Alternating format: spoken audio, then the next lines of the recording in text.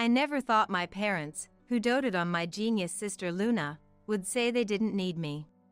Having one child is enough. We don't need you because you're a failure.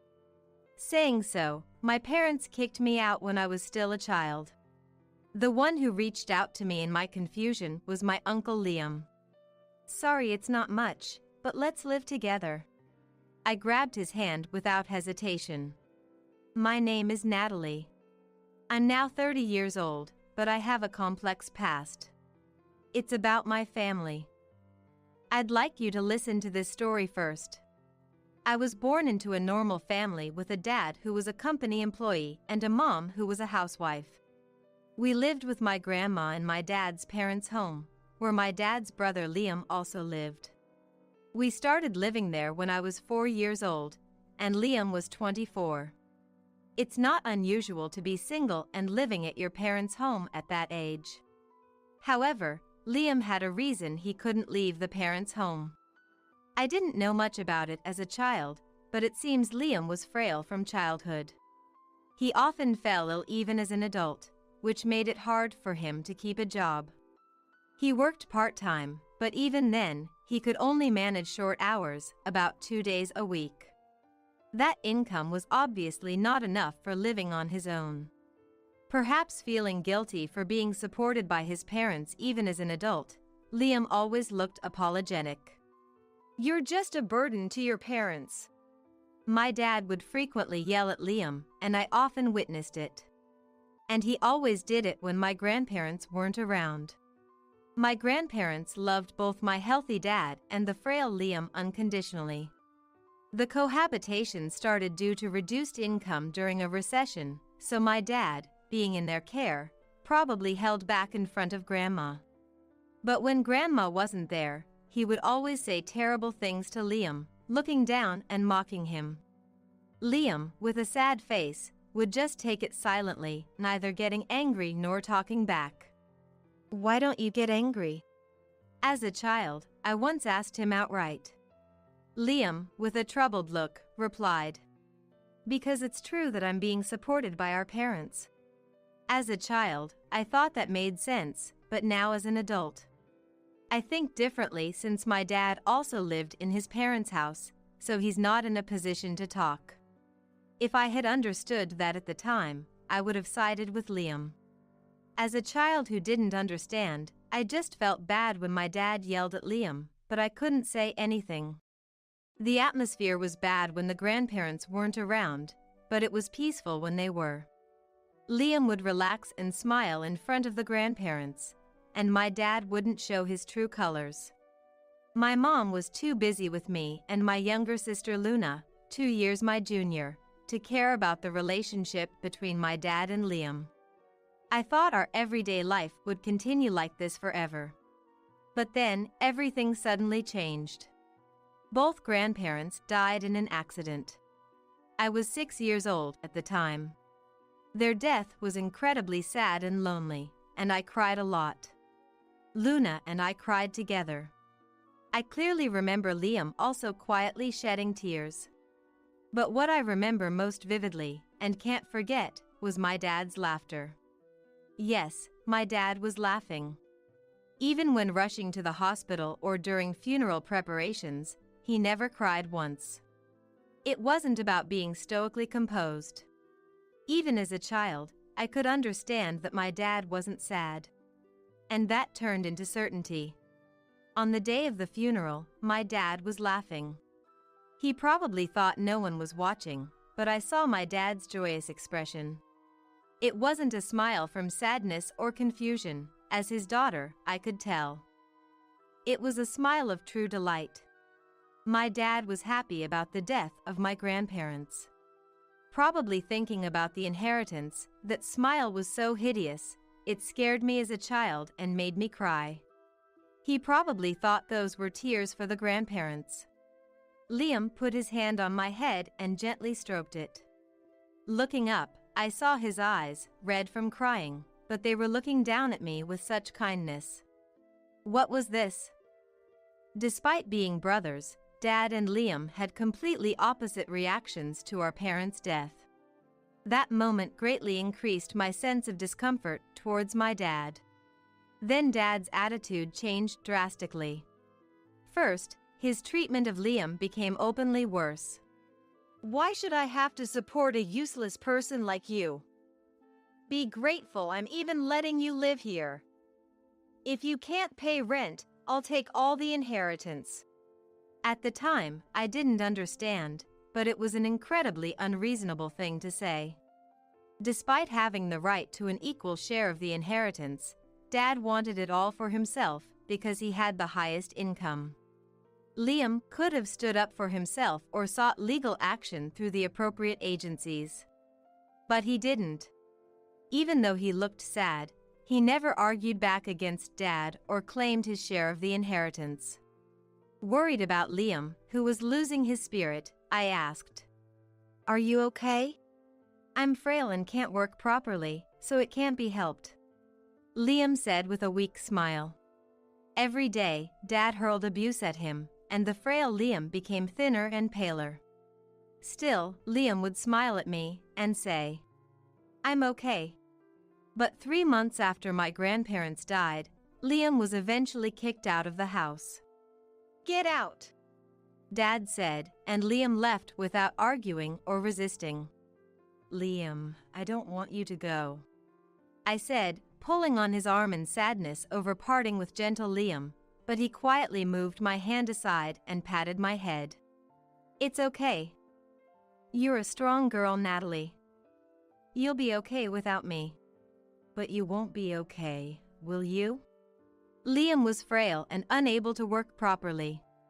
How could he survive on his own? As I looked at him with tears in my eyes, Liam said, "I'll be okay," and left. Parting with Liam was sad, but as a child, there was nothing I could do. Moreover, I soon found myself in no position to worry about others. 2 years after my grandparents died, when I was 8 years old, I was attending elementary school like any other child. Luna turned 6 and was about to start elementary school. It all started when Mom said, "Luna is a genius, according to the preschool teacher. I guess she takes after me." A genius, maybe. Dad, getting carried away, decided on a whim to have her take an IQ test. The results were shocking. IQ 150?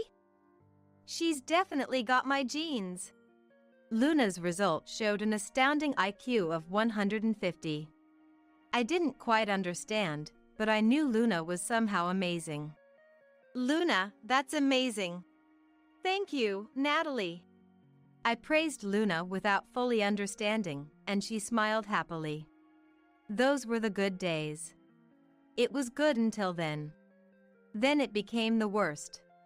"All right, let's apply for famous schools," Dad declared, acting on his sudden decision. "Now?" Even Mom was surprised, but "She's a genius, so it'll be fine." Dad's mysterious confidence motivated Mom as well. From then on, Luna started attending cram school every day. Naturally, Mom was the one accompanying her, so house chores were neglected. That's when Dad said, "Hey, since Mom and Luna are busy, Natalie, you take care of the house." That's what he said to me. And so, I was tasked with laundry and cleaning. After school, I couldn't play with friends. I had to go straight home to do chores, or I'd be scolded by my parents. If I didn't do them properly, I was punished by being skipped meals. "We don't have time to care for an underachiever like you," I was told. "Why can't you score perfect marks?" Dad yelled at me after seeing my test scores in the 90s. "Try to learn a little from Luna," Mom said disdainfully. No matter how well I did on tests or even if I won first place at the sports festival, my parents wouldn't notice or praise me, they just ignored me. Like a machine, they only said to learn from Luna. And then, they even went as far as to say, "Well, it's impossible for you anyway. Luna is a genius, but you're incompetent." Luna truly was a genius and quickly got into a famous elementary school. As a result, my parents' treatment of me became even colder. They spent money on Luna, but I had to wear clothes that had become too small for me, struggling to make do. Luna got to eat delicious food. I was left with leftovers. Luna was taken on trips. I had to stay home. My parents blatantly favored Luna over me. Luna will surely succeed in the future. Then our retirement life will be secure, Dad said, laughing.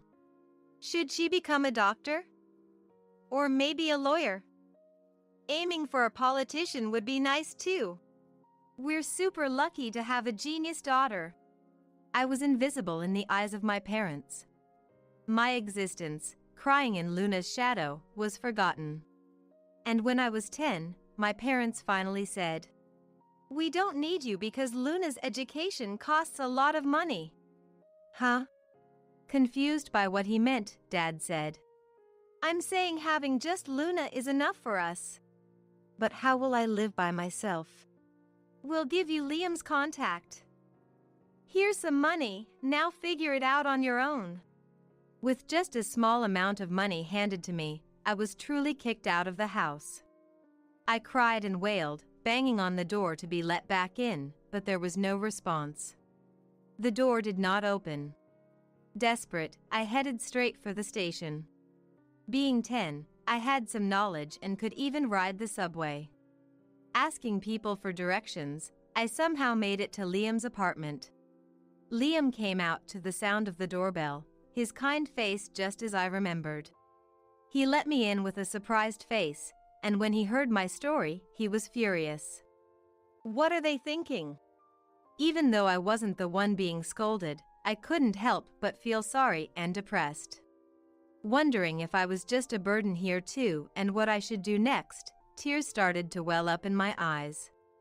Then, a hand was placed on my head that looked down. It was a big, warm, and gentle hand, just like I remembered. You've had it tough. But it's going to be okay now. But what should I do now?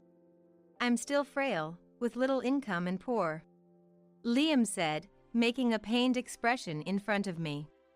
However, his expression seemed much stronger than when we lived together before. Perhaps being away from Dad had changed something in his mindset. Liam looked at me straight and said with a smile, "Sorry it's not much, but if you don't mind, I'd be happy to become your dad." Huh? I mean, I guess in this case, a stepfather? Though I might not be reliable.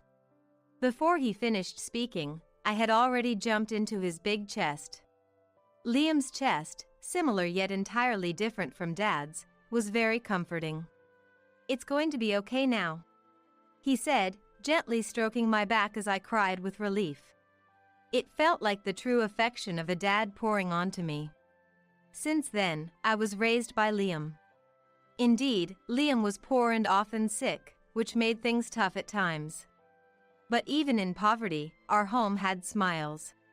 Having been with my parents, I had almost forgotten how to smile, but living with Liam, I started to smile a lot. Even though we were poor, it was a happy home, filled with lots of love from Liam. Wanting to repay Liam's kindness, I did my best in everything. When I worked hard, Liam would praise me. Even if the results weren't good, he praised the effort. Happy about being praised, I worked even harder. The existence of my parents, who never praised me, eventually faded from my memory. Growing up healthily under Liam's care, 20 years flew by, and I turned 30. And now, familiar faces stand before me. Dad, Mom. It's been a while, Natalie. Have you been living well? Dad, who I had pushed to the far reaches of my memory, said smiling. He had aged significantly, with barely any hair left. My gaze towards Dad was cold, which was natural. What do they want after all this time? Unfazed by my cold gaze, he said. Well, let's forget about the past and start getting along as a family from now on. Naturally, my response was, "Huh? What are you talking about? Getting along as a family? Don't joke with me. Just as I thought, an underachiever like you has a bad mouth. No matter, I'll re-educate you from now on. No, thanks. Please leave." I pushed him away as he tried to enter the apartment. Then Mom joined in. "Natalie, don't pretend to be strong. Rely on us. You must not be leading a decent life living in such an old apartment, are you? You have nothing to do with it. Just go home. Don't pretend to be strong. Just let us in. No, just go home. Let us into the house. Go home." What's with these two? If my memory serves me right, Dad and Mom are about 55 and losing their strength, yet they are unnecessarily forceful. Or maybe not, it would be strong if both of them came at me. As Dad's foot reached the entrance, I pushed back with all my might. The parents tumbled over from the force. I ended up looking down on them naturally. "You're so annoying." "What? I'm busy here. Can you please leave?" What kind of way is that to talk? What do you take your parents for? The moment you abandoned me, I never considered you my parents. We raised you until you were 10. Until I was 10, yeah. I think I was only properly raised when my grandparents were still around. You still managed to live, didn't you? That doesn't give you any right to act all high and mighty. As my parents stood up, rubbing their backs, they looked utterly feeble. Despite being in their 50s, they looked aged enough to pass for their 60s, if not their 70s. You said it, didn't you? That Luna was enough for you. With a genius like Luna, there was no need for you to come see me. Things have changed. My words made Dad wince painfully. What happened to Luna? Did she stop working and hole up in her room? She became a lawyer. Oh, isn't that wonderful? Just as expected of someone with an IQ of 150. Then she disappeared. Wow. As the story unfolded, Luna apparently smoothly transitioned from college to graduate school and then took the bar exam. She didn't pass on the first try, but did eventually make it. I'm not entirely sure, but there were some training periods afterward, and she officially became a lawyer. But what do they mean she vanished? Luna said she wouldn't support us and left the house. So, you were abandoned? Congratulations. It's not congratulating at all. That ingrate. Has she forgotten everything we did for her? Well, there was no love, was there? My parents might have thought they were doting on Luna, but probably, for Luna, it was just suffocating. Parents who change completely based on just an IQ score. Parents imposing excessive expectations. Parents offering what they called love, which was nothing but their own desires. No wonder Luna got fed up. And the company I was working for went bankrupt. Tough economy, huh? There was no severance, and the unemployment benefits are about to run out. That's great. It's not great at all. And looking for a new job now is tough. Tough? I couldn't help but laugh at the lack of enthusiasm. So, look after us. The laughter stopped instantly. No. What? You're abandoning your parents? The only dad I have is Liam, who has been taking care of me since I was 10. What? Dad was stunned by my words. If you came to this apartment, you knew I was living with Liam, right? What are you surprised about now? You think of Liam as your dad? Liam, who has been frail yet worked hard to ensure I didn't suffer, is indeed my dad. I said, as my parents looked at me with surprised faces. Liam worked hard despite his frail health, and did his best to make sure I didn't have to struggle. And I've worked very hard in return. So, you have a reasonable job? I guess. Suddenly, Dad grabbed my shoulders. Let go. I see. You're angry, aren't you? And embarrassed? Were you even listening? No need to hear it all to understand. You felt lonely, right? And you're sulking. That's it, isn't it? We always loved Luna more, so of course you'd sulk. But you're happy and embarrassed to see us. Don't jump to conclusions. Don't worry, we'll be with you as your parents from now on. I didn't understand what he meant. Was Dad already suffering from dementia? For a moment, I stared blankly at my parents' faces and then began to laugh at their expressions. Why are you laughing? Is it from happiness? Of course not. Just so you know, I haven't thought about you not even once in these last 10 years. Thanks to Liam, I've been leading a very fulfilling life. The sudden laughter took my parents by surprise, and I continued speaking. I graduated from college on a scholarship, you know. Is that so? Then you must have landed a job at a good company. Yes, I did. I got a job at a pretty famous corporation. Is that so? Is that so? And I met a nice person and got married. Then, I must greet your husband as well. No need. Huh? I will. It's impossible. He's abroad right now. Is that so? By the way, Liam is also abroad. Liam too? What do you mean? I thought if you were living here alone, that frail guy must have passed away.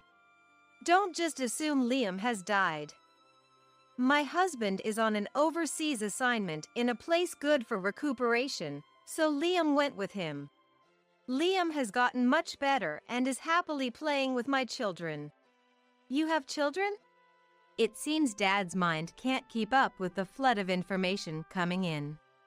I smiled at my surprised parents. At first, Liam was reluctant to live with us, but he finally accepted, and now we're all living happily together. Then, should we go abroad too? You can, but we won't live together or take care of you. Live on your own money. That's impossible, you know that. Are you abandoning your parents? You were the ones who abandoned me first. Angered by their utterly selfish reasoning, I finally lost my temper. My parents looked pale. I owe nothing to you who abandoned me, but I owe a lot to Liam. I intend to repay Liam from now on. Please, at least send us some money. Liam never touched the money I sent him and always lived in this old apartment. But finally, he agreed to live together abroad, so I came to make the arrangements. Huh? It's such a coincidence that you came on the last day I'm leaving this old apartment. What? You're leaving here? I've finished the moving out process, and all that's left is to return the keys. I'll be going back to my home abroad immediately. What about us? Are you abandoning us? Mom asked with a pale face, and I nodded emphatically. Thank you for abandoning me, I said with a smile, and the two of them were speechless. Really, thank you. Thanks to you, I am happy now, I said, passing by them. How does it feel for the parents who abandoned their daughter to be abandoned by their daughters? I asked one last question, but no reply came. I didn't wait for an answer and left the place, thinking this would probably be the real farewell with my parents. After that, I went back to my home abroad. I had worked hard while living with Liam.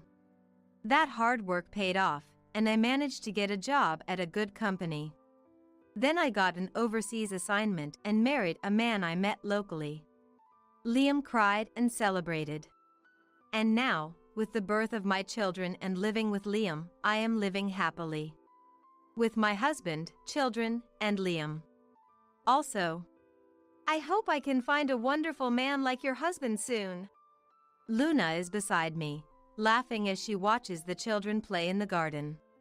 Now that you're finally free from our parents' curse, I'm sure you'll find someone nice.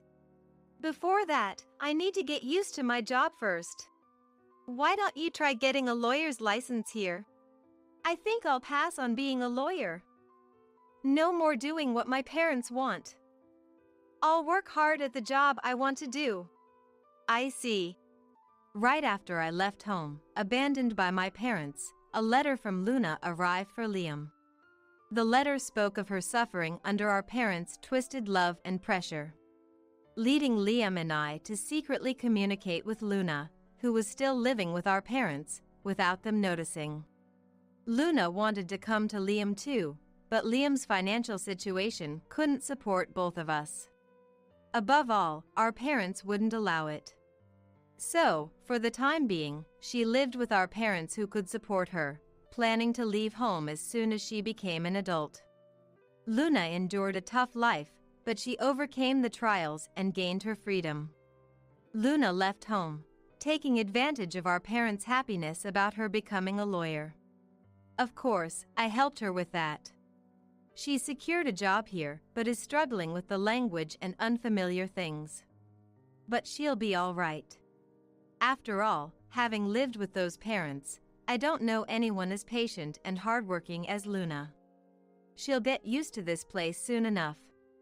It's Liam I'm more worried about. Liam says he's going to a language school, I said. Luna nodded with a smile. Right. It's never too late to start something new. Looks like his health is much better now, too. We have to make sure he enjoys life from here on. Exactly. Our parents who took Liam's inheritance and made everything theirs ended up squandering it all, and soon they were out of money. They managed to invest desperately in Luna's education but ended up unemployed. Trying to make money, they sold the house, but it seems they had taken out a renovation loan against it, leaving them with only little cash. They've been asking relatives for financial help, but everyone's been cold, forcing them into poverty. A relative informed me that apparently, the couple fights non-stop. It's unthinkable to look down on family or discriminate, is it? Yeah. Luna nods at my words. I'll protect you no matter what. You've protected me enough. Thank you, Natalie. As I spilled tears at Luna's mature words. What are you protecting? A hand was placed on my head. It felt a bit smaller and more wrinkled than before, but still warm as ever. I turned around with a smile. Thank you. Huh? Seeing Liam's puzzled face as I turned around, I laughed and said, Thank you. Dad, I love you so much. Even though we were at a fancy restaurant for work and entertainment, the room next door was inexplicably noisy. Happy birthday! Lola, you've reached an age where it's not out of place for you to be here.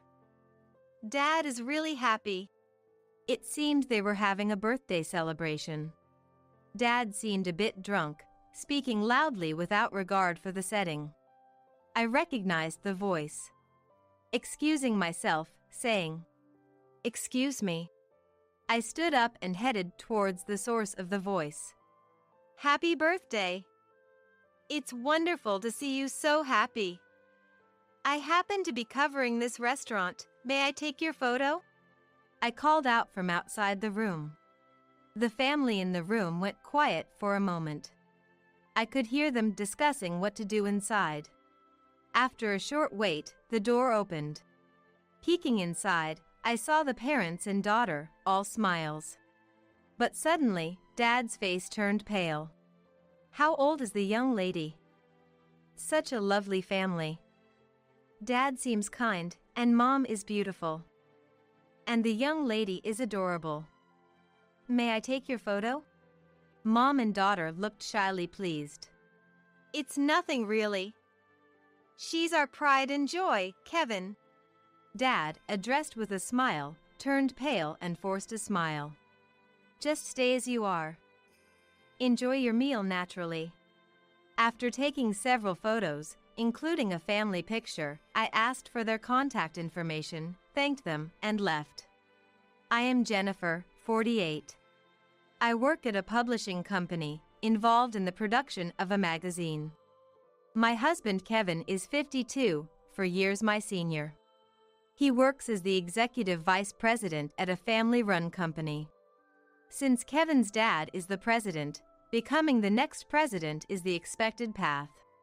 We married 25 years ago, and our only son, Levi, 22 this year, is studying abroad in England and plans to continue his research there. Kevin and I live freely in a high-rise condominium. I earn a good income, and Kevin has a decent income too, so we don't struggle financially. Life was tough when our child was born. Kevin was just an employee without a title then, without any special treatment. He worked tirelessly from early morning until late at night. Our income was low, and we lived modestly in a small apartment. Back then, daycare options were limited, making it hard to return to work. Even when I found one, I had to pick up our child at the slightest sign of illness, facing cold stares at work. I would have thought the same in their shoes. On the other hand, Kevin was reluctant to help with childcare, leaving it all to me. I'm working hard now so I can be president in the future. That's more important than childcare. If I work hard now, it'll be better for us in the future. If I succeed quickly, you can be a housewife, and we won't have to struggle. He wouldn't listen when I asked for help with childcare or household chores. He continued to insist that work was the priority for men, ignoring that I was also working. I ended up not only taking our child to the hospital in the middle of the night when he was sick, but also handling daycare drop-offs and all household chores. Kevin would go out for entertainment every weekend or just sleep at home if he was there, claiming he was tired. Meanwhile, calls from the daycare forced me to miss important work, worsening my standing at work. I was often pointed out for declining work quality due to overwork. Lack of focus made it hard to complete assigned tasks. But I couldn't give up on the job I really wanted to do. I decided not to quit and pretended not to notice the atmosphere of colleagues wishing I would take it easy. Every day was incredibly busy and tiring. I kept thinking it would get easier as our child grew up, just enduring each day. Looking in the mirror, I saw my cheeks had thinned and dark circles under my eyes. Yet, I kept pushing until I collapsed at work from the strain. I found myself in the company's infirmary when I came to. The company doctor diagnosed me with fatigue and stress, advising me to rest in bed until I felt better. When I checked the time, it was already past 6 o'clock. I had missed the pickup time for daycare. Trying to contact Kevin yielded no answer.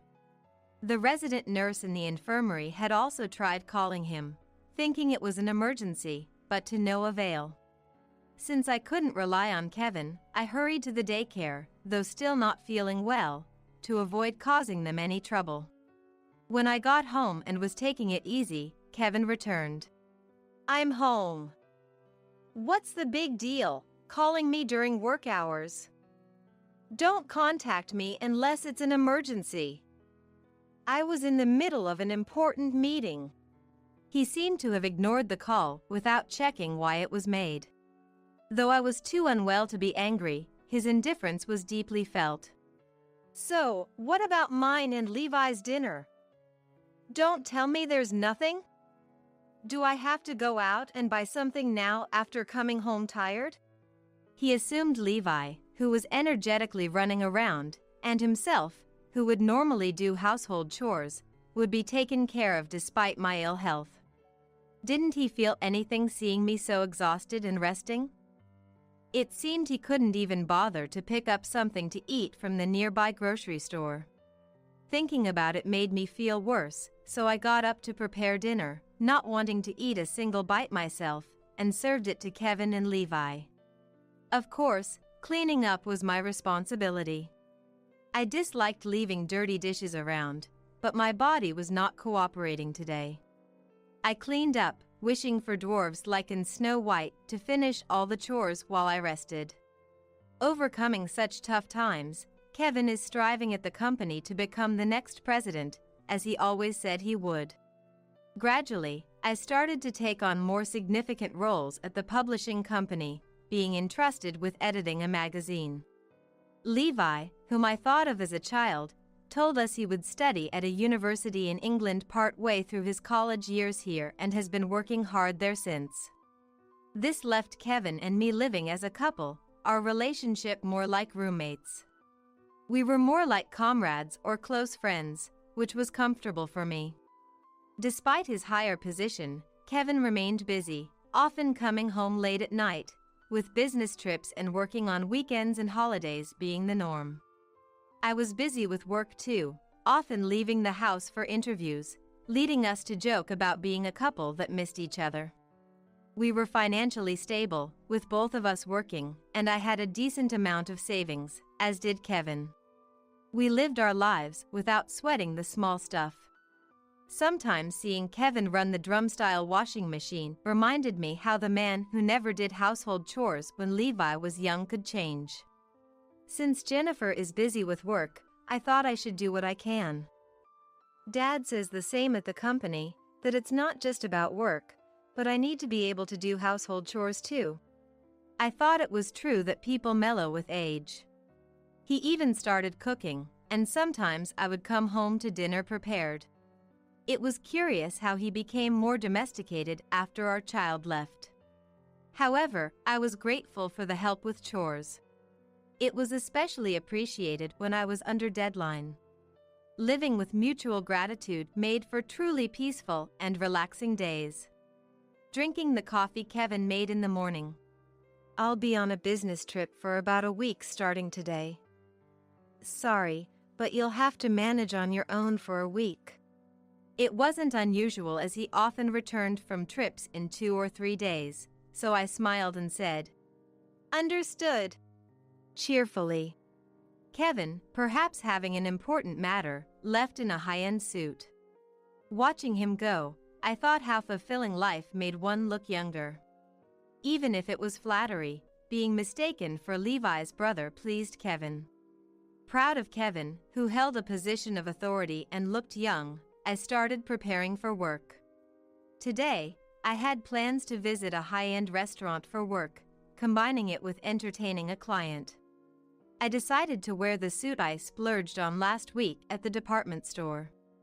Arriving at the meeting place, I joined 2 clients and a colleague, 4 of us heading to the high-end restaurant together. It was a restaurant I wouldn't normally go to, and I was looking forward to it, even for work. The exterior was very tasteful, feeling like a place only for the truly elite. Upon arrival, we were immediately shown to a private room, chatting and saying, "What a lovely place," as we waited for our food. Soon, a loud noise, unbecoming of a high-end restaurant, started to drift over. Wondering where the noise was coming from, it seemed to be the next room. The room next door was very noisy.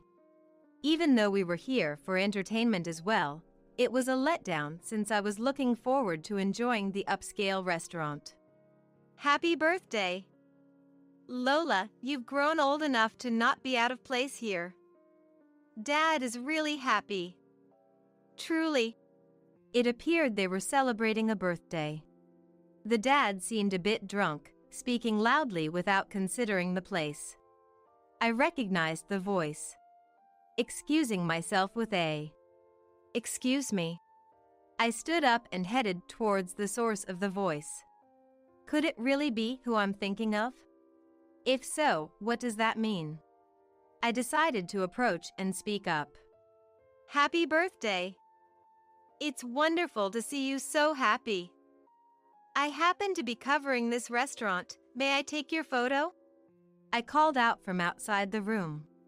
The family in the room went quiet for a moment. I could hear them discussing what to do inside. After a short wait, the door opened. Peeking inside, I saw the parents and daughter, all smiles. But suddenly, Dad's face turned pale. It was hard to believe this was the same man who had been sounding so joyful. How old is the young lady? Such a lovely family. Dad seems kind, and Mom is beautiful. Of course, the young lady is adorable. May I take your photo? Mom and daughter looked shyly pleased. Mom appeared to be in her 30s. The daughter seemed just to have started middle school. It's nothing really. She's our pride and joy, Kevin. Dad, faced with a smile, turned pale and managed a strained smile. Yeah, she's cute. He probably thought it odd to suddenly fall silent after being so talkative. Nevertheless, Kevin responded to me. Is she your only daughter? That makes it even more special. We have an only son. He's quite grown up now.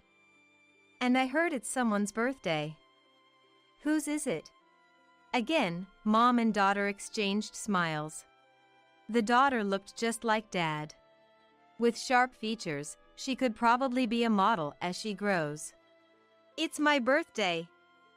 I turned 12. I'll be starting middle school soon. Today we're celebrating my middle school entrance exam success as well, so it's a double celebration. It's my first time at an upscale restaurant, and I'm thrilled, she answered. Meanwhile, Kevin kept his gaze fixed on a corner of the room as if he had found a spider web, without looking at us. Is that so? Congratulations on both counts. Please continue with your meal naturally. And at the end, I'd like to take a family photo to gift you. I'll develop it and deliver it later, so may I have your address, name, and phone number? Without any hesitation, Mom wrote down their address, name, and phone number for me. After taking several photos and expressing my gratitude, I left the room. The shock was so great that I couldn't remember anything about the upscale restaurant's ambience, the presentation and taste of the food, or what I discussed with the clients. The fact that my beloved Kevin had another family, dining in an upscale restaurant we had never been to, filled my mind completely. A young, friendly opposite of me, whom Kevin could never have with me, and the daughter we had never had. The reason Kevin was so concerned about his appearance became clear. Approaching 50, plain and rather masculine, I was no longer seen as a cute wife. I was just a roommate, and my head went blank with the realization, followed by a headache. My colleagues and clients, worried about my silent and pale demeanor, saw me leave the upscale restaurant early to return home. What started as a happy and joyful outing turned utterly dark. Feeling as if I had touched something filthy, I took a shower. While showering, I tried to wash away the accumulation in my heart with tears and screams. Crying out loud helped to calm the darkness slightly, and I started to think about what to do next.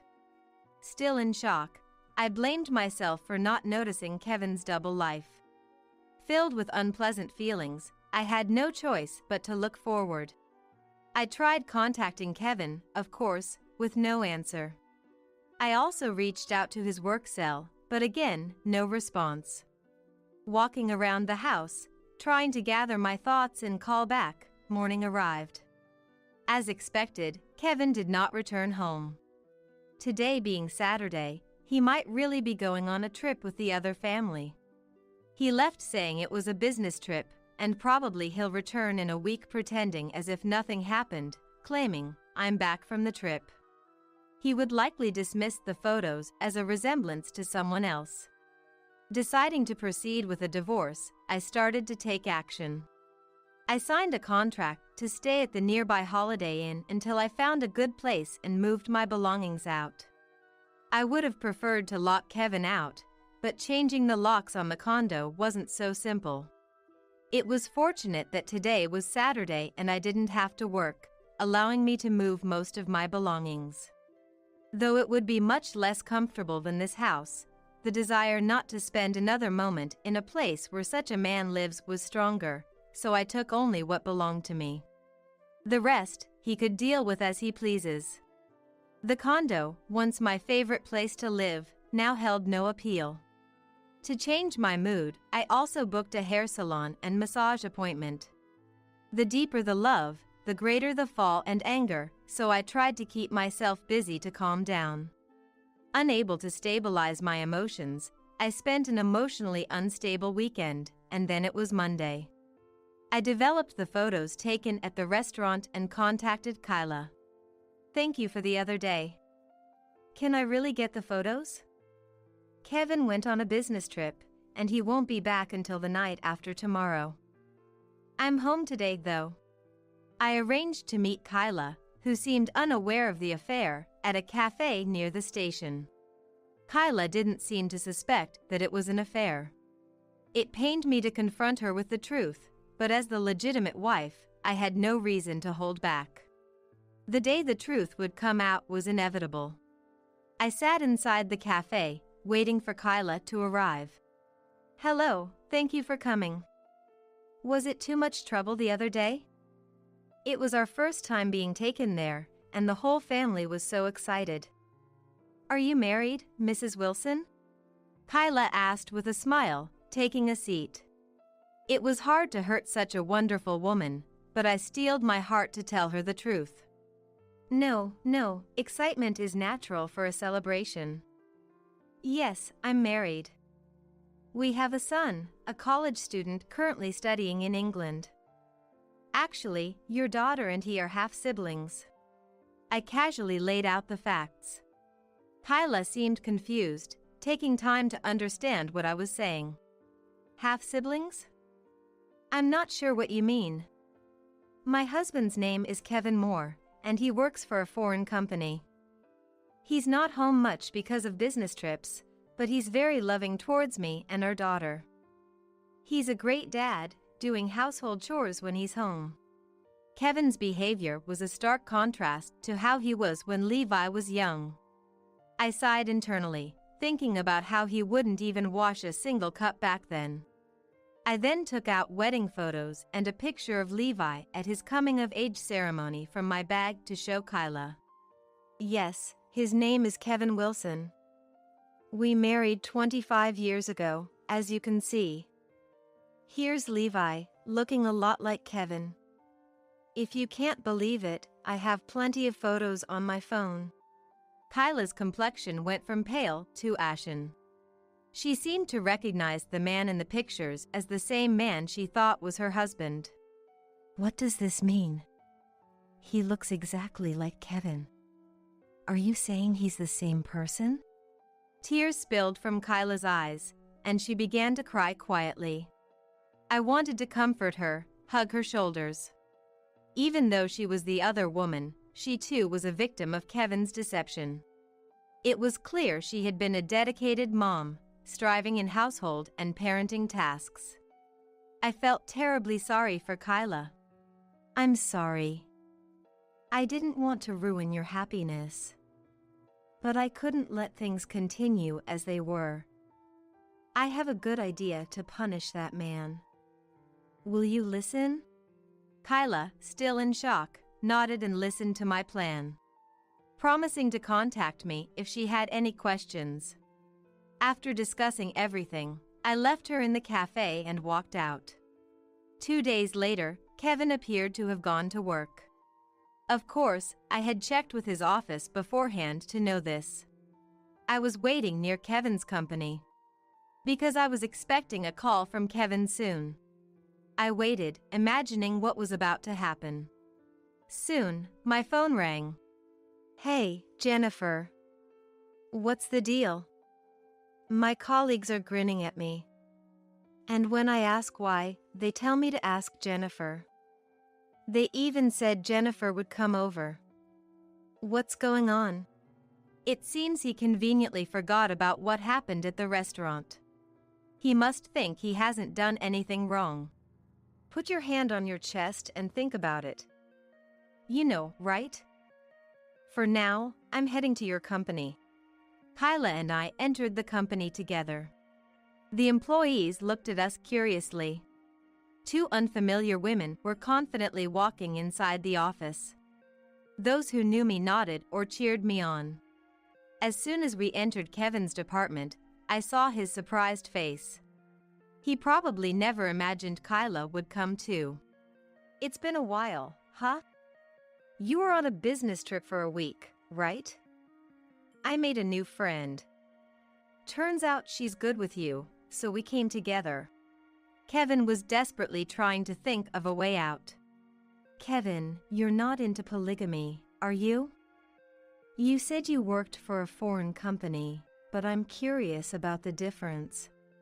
The colleagues watched, swallowing their laughter. Kevin looked around for help, but everyone just grinned and did nothing. Then, the president's father-in-law, Morgan, and the uncles came in. What's this, Kevin? I saw a photo of you with this woman and her daughter. What have you been up to? He slapped Kevin hard on the cheek. Dad, there's a reason for this. Kevin tried to explain in a fading voice. This foolish son. Everyone in this company knows you had another family with a woman other than your wife. Someone seems to have sent a family photo to everyone anonymously. I won't listen to any excuses. Though anonymous, everyone knew it was me. I had informed Morgan about this terrible incident beforehand, and he fully supported my decision to teach him a painful lesson by allowing a mass email to the relatives and colleagues. Morgan couldn't forgive Kevin for his actions that deviated from human decency. You're fired as of today. And I'm disowning you. Never show your face to me again. Morgan, furious, said what he wanted and, not wanting to see Kevin's face anymore, returned to the president's office with the uncles. Colleagues pointed and laughed, and Dad threw contemptuous words at him. Kevin, now helpless, looked between us, hoping one of us would help. That's how it is. I've already planned to divorce and have asked a lawyer. The lawyer will contact you about alimony and property division. I've brought the divorce papers, so if you sign them, I'll file them right away. Please fill them out quickly. He begged not to divorce, but I made him sign the divorce papers. This settles things for me, but for Kyla, it's just beginning. Kevin, what's this about? What about me and Lola? I thought we were building a warm, loving home together. My parents liked you so much, they gifted us the current condo. Have you betrayed our entire family? Do you even have a heart? Kyla seemed quiet and gentle, but that only made her anger and sorrow all the more palpable, and listening to her made me feel the pain too. Was our marriage also a lie? You said you'd file our marriage certificate, but you didn't, did you? I checked. There's no record of us being married. What am I then? If I had known this was an affair, I would never have been with you, let alone have a child. The stares from the female employees painfully pierced Kevin. It was the moment Kevin undoubtedly became the enemy of women. I understand. I'll go and file for divorce, and you and Kyla should have a detailed discussion at Kyla's place. Either way, I'll be leaving first. Goodbye. I felt truly relieved after getting back at Kevin in the worst way I could think of. It's terribly unfortunate for Kyla, but that's their problem, not mine anymore. After submitting the divorce papers at the city hall, I'll go house hunting. I'll look for a comfortable home, not necessarily as luxurious as a high-rise condo. A few days later, I received a call from Kyla. She went back to her home and discussed things with her parents. Kevin was intensely criticized, their daughter stopped speaking to Kevin, and it seems they decided to part ways. Kyla's parents are wealthy, so even without Kevin's income, it appears they won't have any trouble supporting their daughter. I was concerned about their future, so hearing they won't face any difficulties was a relief. I've received a significant sum from Kevin for alimony and property division, and Morgan, for the trouble caused, bought me a convenient condo near a station. Morgan also personally paid compensation to Kyla's family. It's strange how someone as principled as Morgan could have a child who turned out so differently. Now, I live in that condo and enjoy living alone. When I think about it, my life isn't much different from when I was living alone before the divorce. After everything was settled, I told Levi about what had happened. Levi was shocked, returned home immediately, and listened attentively to my story. Levi wanted to meet his half-sister and went to see her. I've decided to take a vacation and go to the UK for a change of scenery for a few months, where Levi is. Actually, this is my first time getting a passport, and I'm really looking forward to traveling abroad. I'm even considering staying longer if I like it there. I'm excited about this new challenge.